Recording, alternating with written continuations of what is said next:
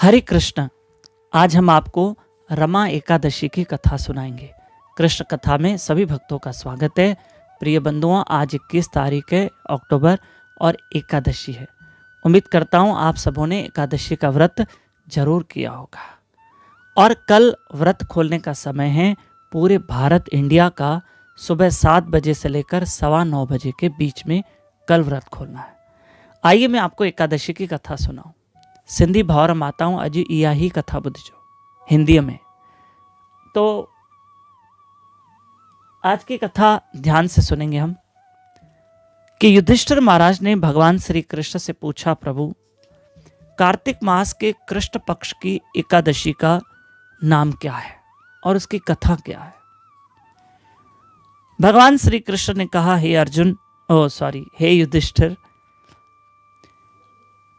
जो ये कार्तिक मास की कृष्ण पक्ष की जो ये एकादशी है, इसका नाम है रमा एकादशी। रमा किसका नाम है? माता लक्ष्मी का। और भगवान नारायण का नाम है रमापति। तो ये माता लक्ष्मी के नाम पे एकादशी है। और उम्मीद करता हूं कि आप लोगों ने आज एकादशी की होगी, क्योंकि कार्तिक मास है। ठीक है, तो इस एकादशी, आज की एकादशी का नाम है रमा एकादशी।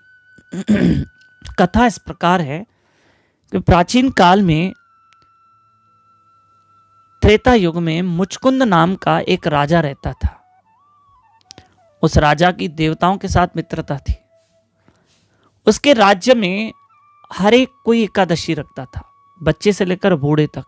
राजा का नियम था कि किसी घर में अन्न भोजन नहीं बनेगा, सब एकादशी का व्रत करेंगे। राजा मुचकुंद एकादशी के व्रत के पीछे कठोर नियम पालन करता था, और पूरी प्रजा भी। राजा मुचकुंद की एक बेटी थी, चंद्रभागा, और चंद्रभागा का विवाह हुआ था शोभन के साथ। यानी मुचकुंद राजा का दामाद था शोभन, और ये शोभन बड़ा दुबला पतला था, कमजोर था। एक दिन शोभन कुछ दिनों के लिए ससुराल आया हुआ था, अपनी पत्नी के साथ कुछ दिन ससुराल में रहने आया। तो उन्हीं दिनों में एकादशी का ये व्रत आया, रमा एकादशी का। अब शोभन भूख नहीं निकाल पाता था, वो खाने के बिना रह नहीं सकता था, कमजोर था। लेकिन अब राजा मुचकुंद, उसका नियम है कि सब रखेंगे, मेरा दामाद शोभन भी रखेगा। तब पत्नी ने कहा, चंद्रभागा ने अपने पति शोभन को, कि आप घर चले जाओ, आप एकादशी नहीं रख पाओगे।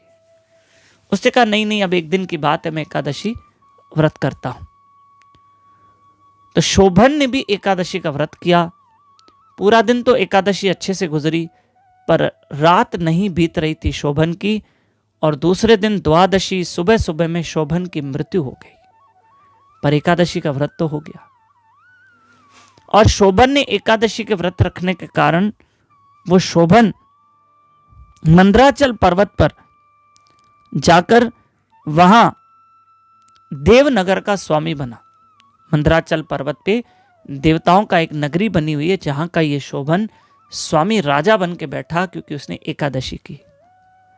एक दिन क्या हुआ, शोभन के पास, ध्यान से सुनना, शोभन के पास उस नगरी में एक घूमते घूमते ब्राह्मण आया। वो ब्राह्मण कहां का था? राजा मुचकुंद की नगरी का, जो शोभन का ससुर था ना मुचकुंद, उसकी नगरी का राजा था। वहां से आया और उसे पहचाना, ये तो शोभन है, मुचकुंद का दामाद है। तुम यहां कैसे? कहा, रमा एकादशी का फल इतना मिला कि मैं यहां का राजा बन गया। उस ब्राह्मण ने आकर राजा मुचकुंद को बात बताई, और शोभन की पत्नी चंद्रभागा को भी ये बात बताई। चंद्रभागा जिद करके वहां आई, और वो भी रमा एकादशी के कारण देव रूप धारण करके वो चंद्रभागा अपने पति से मिली शोभन के साथ, और वहीं रहने लगी। दोनों को एकादशी का इतना लाभ मिला। आज आपने एकादशी की है, आज दान पुण्य कर्म करने का दिन है, बहुत भजन करना। और एक सूचना दूं कि इन दिनों कार्तिक मास में हम भागवत कथा कर रहे हैं 29 अक्टूबर से। आप चाहें तो 29 अक्टूबर में दान कर सकते हैं। हम गरीबों में अन्न दान कर रहे हैं, बहुत सारे तुलसी दान हो रहा है, जल दान होगा। आप हमें सेवा कर सकते हैं। और गरीबों में कंबल दान होंगे, अन्न दान होगा और रोज 2-2.5 हज़ार लोग महाप्रसाद करेंगे। भागवत कथा हो रही है 29 अक्टूबर से 5 नवंबर तक। आपको भी लाइव रहकर भागवत सुननी है। प्रतिदिन शाम को 4:30 से 7:30 बजे भागवत कथा मत छोड़ना। और बहुत इन दिनों कार्तिक मास में तुलसी दान होगी, तुलसी के पौधे दान होंगे। आप यथाशक्ति, आज एकादशी है, अच्छा दिन है, हमारे दिए हुए नंबर पर आप कांटेक्ट कर सकते हैं और या तो QR कोड स्कैन करके आप संस्था के अकाउंट में दान दे सकते हैं, क्योंकि कार्तिक मास है और एकादशी के दिन हम आपसे दान मांग रहे हैं। इसलिए आप जरूर भागवत कथा में हमारा सहयोग कीजिए और इस भागवत कथा में आप यजमान बन सकते हैं, आयोजक भी बन सकते हैं। हमारे दिए हुए नंबर पर कांटेक्ट करें 9284826810 पे। खूब आज नाम स्मरण कीजिए। हरे कृष्ण कृष्ण कृष्ण हरे हरे, हरे राम राम राम हरे हरे।